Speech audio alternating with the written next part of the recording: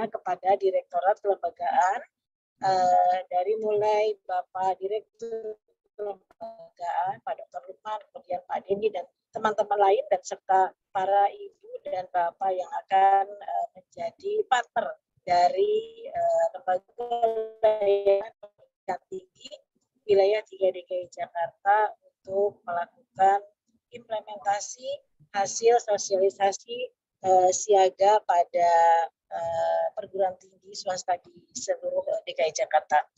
Kedua, Bapak Ibu sekalian, kami sangat bersukacita dan menyambut baik adanya siaga ini karena kami sangat yakin menurut informasi dari Bapak Direktur, kemudian menurut informasi dari Pak Denny, dan menurut informasi dari apa yang telah disampaikan kebijakan-kebijakannya oleh Pak Dirjen pada peluncuran siaga tanggal 3 Januari 2022, kami sangat yakin, optimis, dan percaya bahwa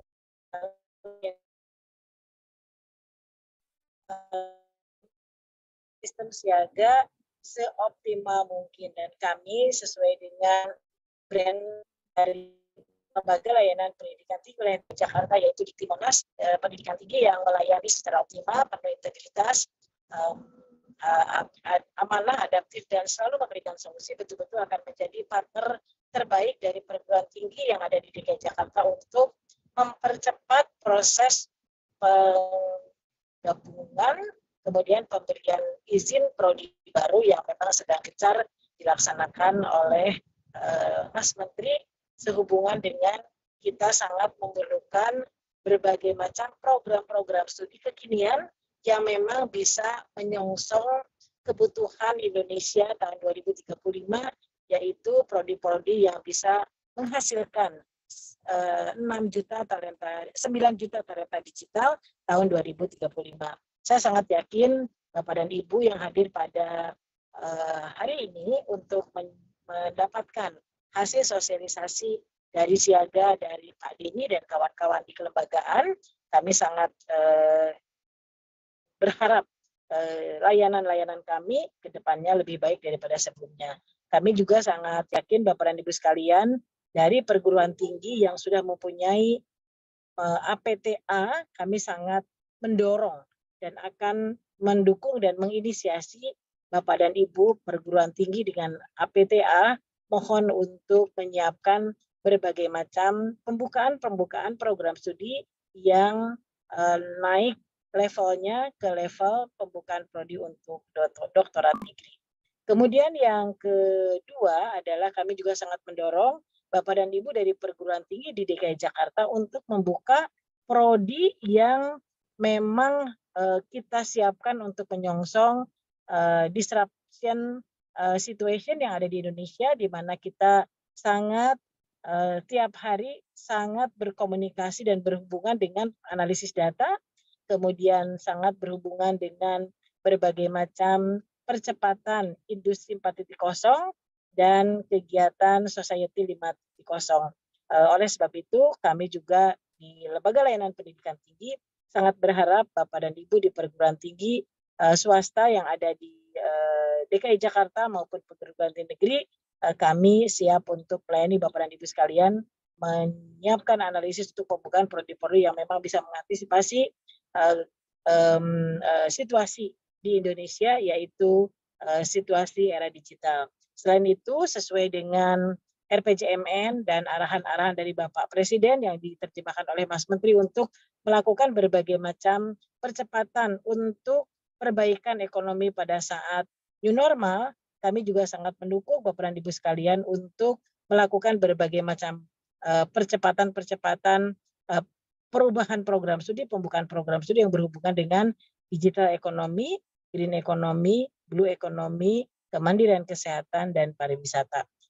Kemudian yang terakhir saya ingin menyampaikan kepada seluruh tim dari Direktorat Kelembagaan dan Lembaga Layanan Pendidikan Tinggi, kami mengucapkan terima kasih yang tak hingga atas sosialisasi ini, dan bagi para teman-teman mitra terbaik kami di Lembaga Layanan Pendidikan Tinggi Wilayah 3 DKI Jakarta, mohon untuk tidak sungkan karena kami di LL Dikti Wilayah 3 membuka untuk pendampingan pembukaan prodi dalam rangka berbagai macam fasilitasi dari klinik Dikti Monas, diantaranya adalah klinik untuk peningkatan mutu pendidikan tinggi dan klinik-klinik lainnya dalam rangka pelayanan untuk seluruh perguruan tinggi negeri dan swasta yang ada di DKI Jakarta. Kepada Bapak dan Ibu sekalian, sekali lagi kami ucapkan selamat mengikuti sosialisasi ini. Jangan lupa jika Bapak dan Ibu ada kesulitan memahami sosialisasi ini, kami di Lembaga Layanan Pendidikan Tinggi oleh 3 DKI Jakarta siap untuk menjadi partner terbaik Bapak Ibu, dan kami siap untuk memberikan solusi.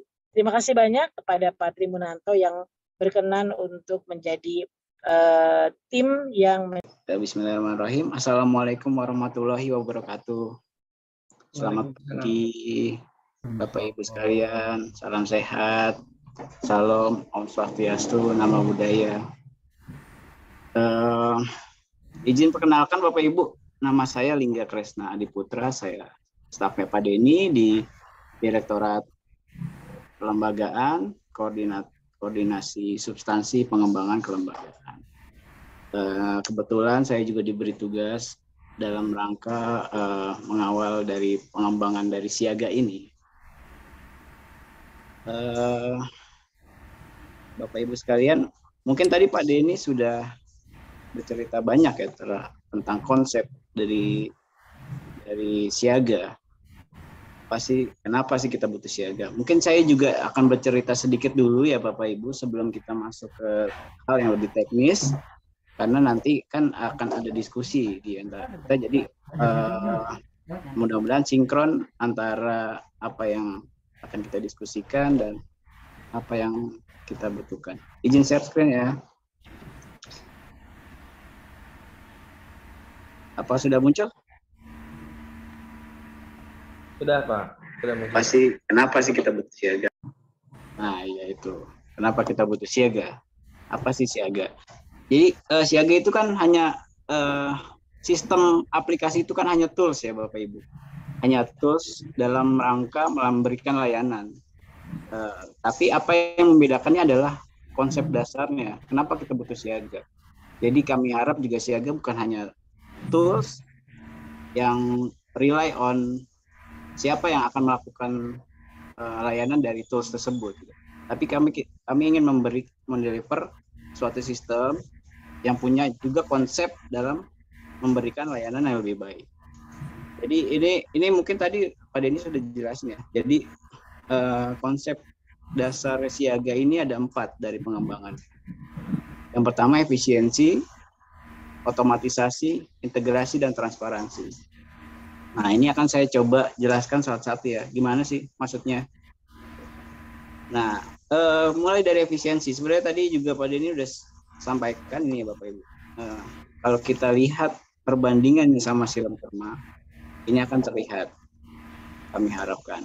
Jadi dulu itu di Silem Kerma dalam rangka pelayanan kelembagaan, perizinan khususnya, banyak hal yang belum tercover secara bisnis proses atau secara layanan realnya itu belum tercover dalam satu sistem Silem Kerma. Jadi masih banyak hal yang dilakukan di luar sistem. Ini kan akan menambah waktu ya, karena banyak sentuhan dari human, dari orang, banyak juga human error di situ, mungkin ada juga delay karena dia di luar sistem, ada keterlambatan waktu dan miss sebagainya. Itu kami harapkan sudah tidak ada di siaga nanti. Jadi kalau kita runutkan dulu Bapak Ibu sekalian harus mengusulkan rekom ke LLDikti dulu ya. Itu juga LLDikti masing-masing, khususnya LLDikti 3 mungkin punya standar sendiri, punya pelayanan sendiri, punya sistem sendiri mungkin. Nah ini Bapak Ibu harus ke LLDikti dulu sebelum bisa masuk atau mengusulkan di siaga. Setelah dapat rekom LLDikti baru Bapak Ibu login siaga dan mengunggah usulan. Nah, setelah unggah usulan ini, setelah usulan Bapak Ibu masuk, ini ada petugas yang merekap dan menentukan evaluator itu siapa sih. Yang misalnya Bapak Ibu ngusulin ilmu komputer atau sistem informasi, siapa sih evaluator yang bidangnya sama. Ini ada petugas dan ini juga butuh waktu kan. setelah usulannya terekap, lalu di sistem ada petugas lagi yang harus ngeklik untuk kirim ke evaluator. Setelah itu evaluasinya juga dibagi dua saat itu. Jadi ada evaluasi aspek dosen, akan dilakukan evaluator. Kalau lolos baru masuk ke evaluasi non dosen. Ini juga di sini ada gap, ya ada perbedaan waktu juga dari pelayanannya. Lalu kemudian setelah usulannya selesai di evaluator, ini kita asumsinya usulannya rekom semua ya, disetujui semua. Maka ya ada orang yang harus mengumumkan hasil tersebut, dan ini manual by person, oleh orang. Lalu di luar sistem lagi harus ada yang merekap dan membuat surat untuk dikirimkan ke BANPT atau Lampetekes. Di sini juga karena kental sekali dengan sentuhan manusia, maka di sini ada waktu yang dibutuhkan untuk memproses hal tersebut. Lalu divalidasi oleh BANPT atau Lampetekes di luar sistem. Lalu balik lagi ke dalam sistem, kita harus merekap lagi hasil validasinya seperti apa. Nah, ini juga kan butuh ketelitian ya, dan rentan human error juga saya bilang. Lalu proses SK-nya juga masih di luar sistem, jadi kita kirim secara manual pakai Google Drive ke bagian hukum. Maaf, proses SK-nya, proses pengirimannya di Silem Kermas saat itu, hanya saja proses SK-nya masih di luar. Nah, ini Bapak Ibu, ini yang coba kita efisiensikan siaga. Kenapa tadi poin pertama adalah efisiensi dari siaga? Karena kami melihat banyak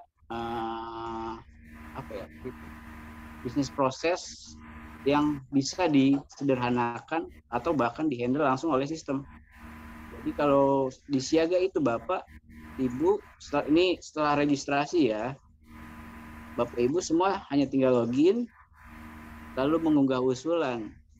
Nah, jadi permohonan rekom LDT ini tidak di luar sistem dan bukan jadi prasyarat dalam mengunggah usulan.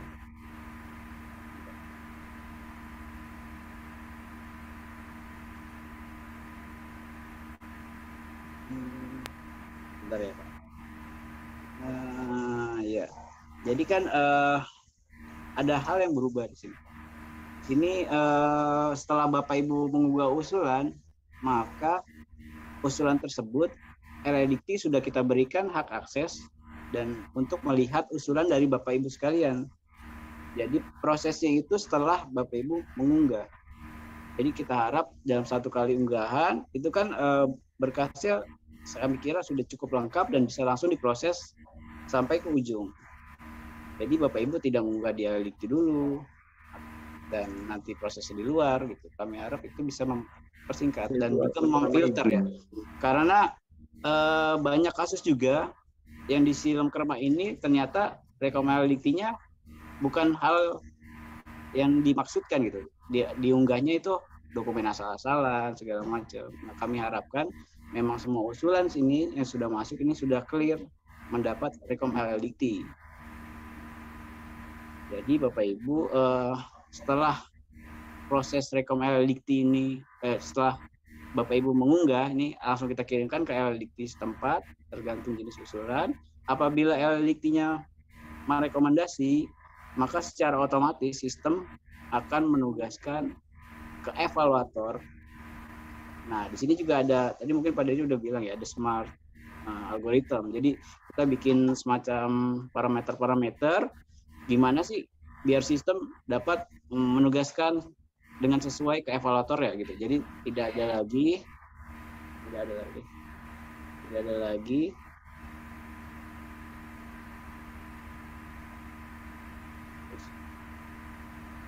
lagi yang manual dalam menentukan evaluator. Nah, sistem ini melakukan mendefinisikan usulan. Nah, ada artificial intelligence bisa kita katakan seperti itu untuk melihat apakah usulan yang masuk itu sesuai dengan bidang ilmu dari evaluator, apakah kesediaan evaluator waktunya ada, apakah load evaluator sedang tinggi saat itu, apakah track record evaluator bagus. Nah, itu di sini sistem akan menentukan itu. Jadi ini secara otomatis. Lalu kalau usulannya ternyata disetujui, jadi evaluasi dosen dan non-dosen ini dijadikan satu ya. Jadi ini juga tidak ada secara manual. Evaluasi aspek non-dosen dan dosen ini jadi satu. Nah, di dalam siaga. Lalu kalau ini asumsinya usulannya direkomendasi secara evaluasi dokumen, ini juga secara otomatis akan kami kirimkan untuk validasi akreditasi ke BAN PT atau LAM PT terkait.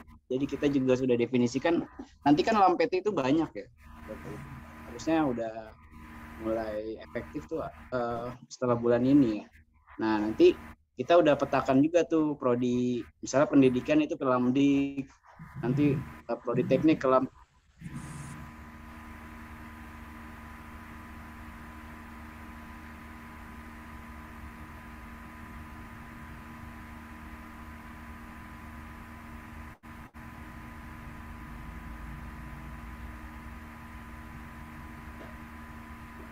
Paling enggak suaranya ada masalah sepertinya.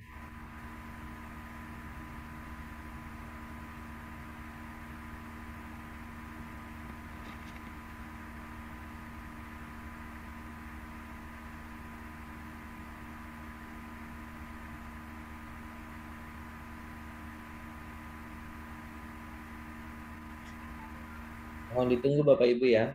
Mungkin paling enggaknya ada masalah.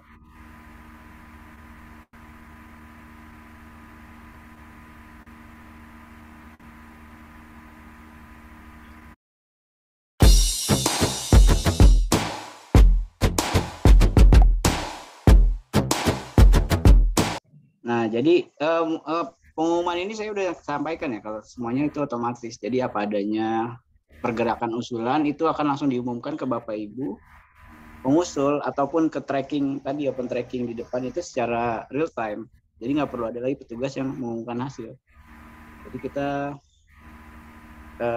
lalu setelah tadi kan kirim ke semua LAM sesuai dengan program studinya ya, bidang studinya. Jadi ini juga tidak ada proses manual di dalam pengiriman ke BAN PT dalam PTKes. Lalu ini setelah dinyatakan lolos validasi akreditasi tersebut dan dinyatakan terregistrasi Bapak Ibu, ini juga sistem kami sudah terintegrasi dengan sistem Biro Hukum.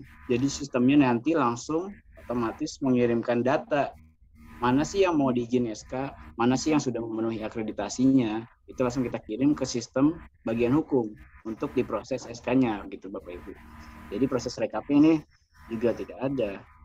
Jadi karena kita langsung mengirimkan data mana prodi atau nanti usulan lainnya yang siap dikirimkan SK, siap dibuatkan SK oleh bagian hukum. Jadi memang kalau kita bahas efisiensi tadi makanya karena di sini memang banyak checkpoint dari bisnis proses ini yang kita sederhanakan dan kita bikin di dalam sistem gitu. Lalu ini balik lagi ke sini ya Bapak Ibu. Saya nggak pakai slide. Tadi kan efisiensi. Yang kedua otomatisasi. Tadi sebenarnya sudah saya sampaikan juga. Jadi banyak ini sekalian ya, otomatisasi dan integrasi. Jadi tadi saya sampaikan banyak usulan yang checkpoint itu kita sudah otomatiskan. Jadi mulai dari ini kan ada validasi atau verifikasi yang tadinya manual, kita bikin pakai screening gitu Bapak Ibu. Di sini sudah otomatis. Lalu tadi penugasan evaluator ini juga kita bikin otomatis. Kita bikin sesuai bidang ilmu, ketersediaan evaluator dan parameter lainnya. Lalu ini pengiriman validasi ke BAN PT atau LAM secara otomatis. Ini adalah pengiriman data SK untuk dibuat SK izinnya secara otomatis. Lalu ke depannya juga kita ingin program studi yang sudah mendapat SK-nya itu lalu langsung otomatis akan tercantum di VDDikti. Jadi kalau dulu kan memang sistemnya keluar dulu ya, keluar SK-nya, bahkan Bapak Ibu harus melaporkan dulu kadang ke kelembagaan, mohon untuk dicantumkan di PDDikti. Nah itu kan harusnya ya, karena bicara data segalanya ada di Siaga, lalu juga sama-sama aktornya juga dari kelembagaan. Jadi kita ingin itu menjadi sesuatu yang otomatis. Lalu selanjutnya adalah integrasi. Tadi mungkin Pak Denny juga sudah bilang kalau Siaga ini terintegrasi dengan PDDikti dan direktorat lainnya dari Dikti gitu. Nah semuanya itu berpangkal ke PDDikti semuanya Bapak Ibu, dari Direktorat Sumber Daya, dari penelitian nantinya dari Belmawa, itu kan datanya ke PDDikti. Nah PDDikti ini yang kita integrasikan ke Siaga. Tadi contohnya adalah saat ini kan kalau Bapak Ibu daftar atau memasukkan PT itu kita langsung dari PDDikti. Jadi apa adanya PT yang aktif atau tidak. Lalu ada juga status pelaporan kita gunakan. Lalu dosen-dosennya nanti harus dari PDDikti. Mungkin secara teknis nanti ya dilihat. Sinergi ini aplikasi untuk tracking SK yang sudah jadi dan juga untuk sistem pembuatan SK yang tadi saya sampaikan oleh bagian hukum. Nanti kita terintegrasi juga. Ini tanda tangan elektronik. Jadi kami harap tanda tangan yang selama ini merupakan tanda tangan basah, dan itu kan butuh waktu ya prosesnya di luar sistem. Itu nanti kita integrasikan juga semua tanda tangan di dalam Siaga itu pakai tanda tangan elektronik agar lebih cepat. Lalu di sini ada dashboard Bapak Ibu mungkin. Halo, ini kenapa ya rupiah cepat? Katanya kita bisa meminjam sampai 50 juta. Tapi kok saya lihat di layar saya nggak sampai 5 juta? Halo Pak, apakah Anda mendownload Rupiah Cepat melalui link di bawah video ini? Tidak, saya downloadnya dari website. Anda coba klik link di bawah video ini dan download Rupiah Cepat, isi nomor telepon, data pribadi, dan coba ajukan lagi. Wah, saya dapat pinjaman 10 juta. Betul Pak, jika Anda mempunyai rekaman yang baik di Rupiah Cepat, Anda bisa mendapatkan limit pinjaman lebih tinggi. Pembayarannya sangat fleksibel, Anda bisa menyicil dalam setahun. Jika Anda membutuhkan uang cepat, klik link di bawah video ini dan cek limit pinjaman Anda di Rupiah Cepat.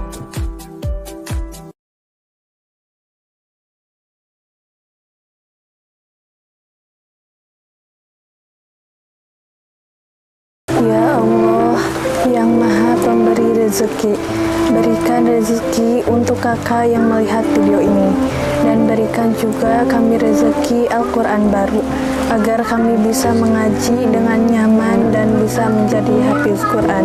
Rabbana atina fid dunya hasanah wa fil akhirati hasanah